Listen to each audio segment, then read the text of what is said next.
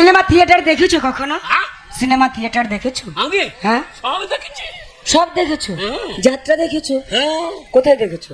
যাত্রা? হ্যাঁ মা যাত্রা কি গো? সেই আমাদের গ্রামে হয় দেখি নাই?